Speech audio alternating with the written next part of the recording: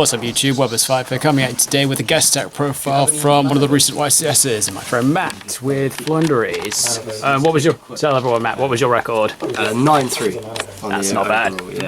Yeah. Made day 2. Was going into my last round on day 1. 7-1? Yeah, 7-1. Unfortunately, pretty much I think if any of the losses would have been a draw, might have had a chance of making top 64, but yeah, there we are.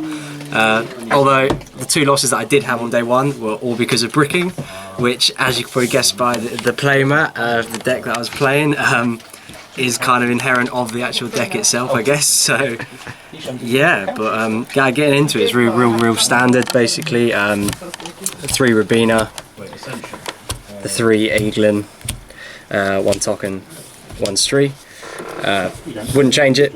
Absolutely perfect ratios. I think did debate maybe possibly running one of these 2 at another one, but in terms of spaces and utility for the day, I didn't think people were going to be preparing too much for the deck, or I'd see it too much. So yeah, that kind of like standard was like nice and fine. That's fair enough. In terms of the big boys, 2 M-Pen, 1 Riser, 1 Apex Avian. Again, pretty self-explanatory in that, real standard. Wouldn't have added anything more. I saw some people with talking about the utility of like putting in Snout, but yeah, I just never felt like I needed it. The Dreaming Town book as well became like, it was like too much for a lot of people to get over anyway. So yeah, I didn't really feel that was needed. So yeah, I mean that was pretty standard for the Flu. That's fair. And then like Flu utility. The 1 Explored Winds, 1 Dreaming Town, 3 Advent, the 3 Map. Again, really standard. The Unexplored Winds for me was absolutely broken. Again, another card I thought about playing 2 of. There's a few cards in here I thought about from running 1 or 2, but in terms of like for consistency and stuff like that, I don't think I could have fit it in possibly, or maybe at another time, a bit more testing, but otherwise not really the one. But this was absolutely broken. The amount of times I had to explain to people, even though it was at a YCS and that, the tributing your opponent's cards isn't once per turn. What? was quite funny. So I enjoyed putting that off. You know, like once you got yourself going flowing with your mid combo and that, just being able to remove problem cards was quite wonderful. And I mean, the Dreaming Town as well was fantastic. I actually saw it in my opening hand quite a few times. So being able to like go first, seeing this in hand with then combo, and then being able to have both ready for your opponent's turn was nice. Obviously with it being a one-off, that was probably just a bit of sacky luck, but yeah, it pulled out quite well.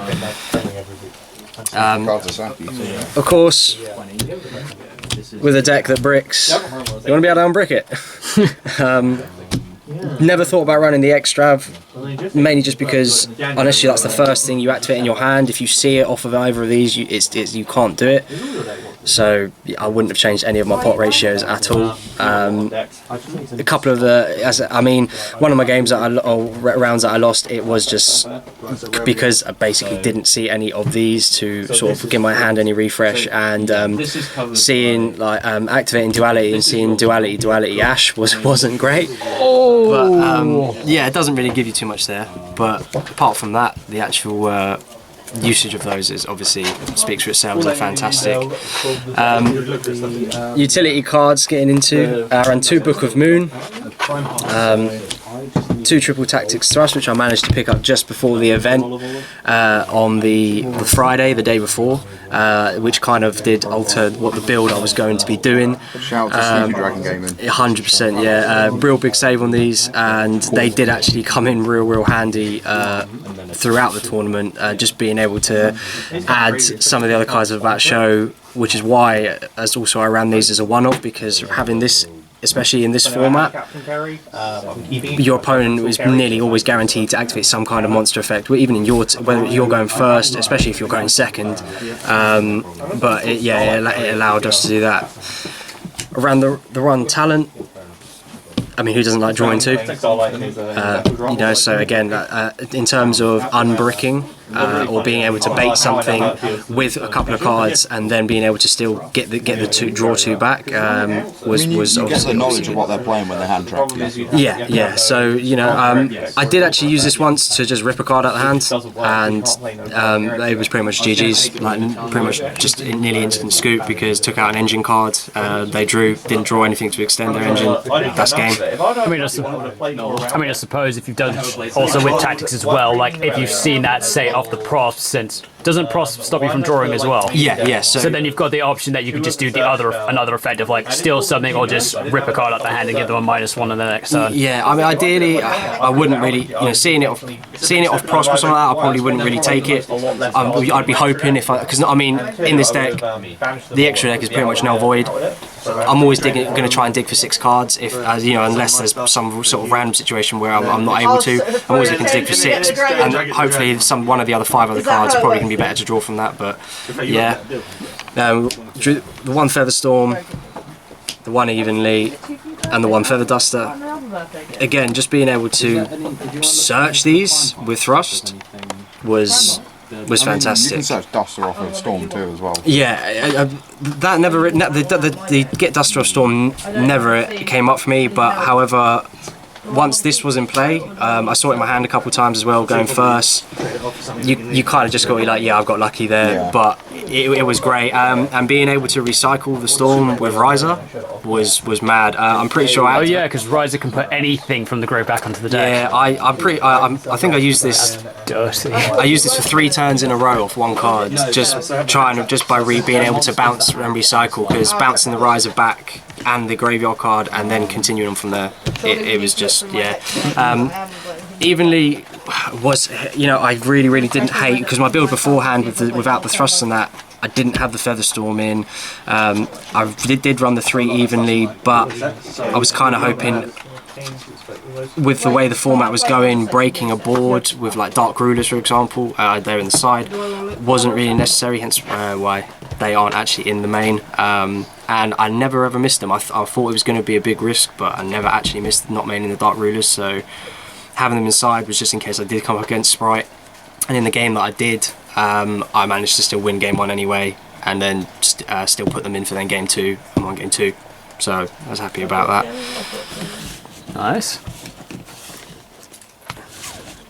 Side. And then hand trap wise, had to run 3 Ash and 3 Imperm. Again, with the way the format was going, it kind of had to be a must. Some of the decks you just stop dead in their tracks if you with these 2 in hand. Yeah. Branded was one of the matchups I was actually probably less confident with, I think, going into it. And Branded was one of my round losses. However, that wasn't because of anything I did play-wise. That was because of complete bricking in my hand, which the deck can do sometimes. And that was probably my worst round of the game. I remember coming back to the group we were with afterwards, just being like, it wasn't any. I wasn't too disappointed because it wasn't anything I did bad play-wise. It was just I opened my hand. And I think in the 2 hands that I opened, all I could have done was normal summon Street or normal summon Token. That was it. I think that's essentially the risk when you're playing a tribute summon deck. Yeah. So that was just like gone out the window for that. Quiet, burn time. Tributes. The extra deck, I'm pretty sure the extra deck is just utility cards. Completely null void. It was random stuff that I grabbed. Yo, is that dual avatar in 2023? Of course it is. We got all three. It was. I mean, I unfortunately wasn't able to get hold of the Lyrilisk. Nightingale, Reciting Starling. So otherwise, I would have been able to have the Down Magician and the Zeus play, but I couldn't get hold of one. So that was kind of like, food, it all basically just becomes prosperity food. But onto the side. I know people weren't maining it, but I didn't know, it was my first YCS, so I didn't know what decks I was going to come up against. Maybe some rogue ones. People were playing a little bit of random stuff. So playing the 3 shifter just because the deck can. I don't care about my deck. If they care about their grave and I see this, then it's GG's.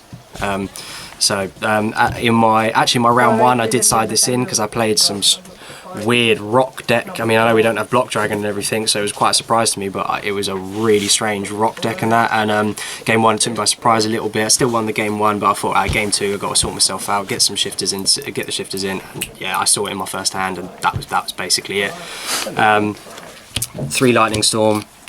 What can I say? Yeah, the deck at the end of the day, if I am going second, I've kind of got to think about like removing boards or breaking boards. Flo doesn't really do well with going against back row, so I was thinking if I come up against Labyrinth or something like that, this is going to be fantastic if I see it going second. So yeah, I had to pop that in there. Talking of back row hate, 2 cyclones. I'm aware as well that some of the back row cards being engraved can do a lot of damage to you as well, so just being, I'll happily pay a K to remove a bit of hassle for me later on down the board in any way. And then of course we spoke about it earlier, Dark Ruler. They may not be in the main, but they sure as hell had to be in the side. Is when someone spends all their resources making a big board, they set up a Baron and a few other things like that, and they're like negate this, negate that, and you just sort of go no.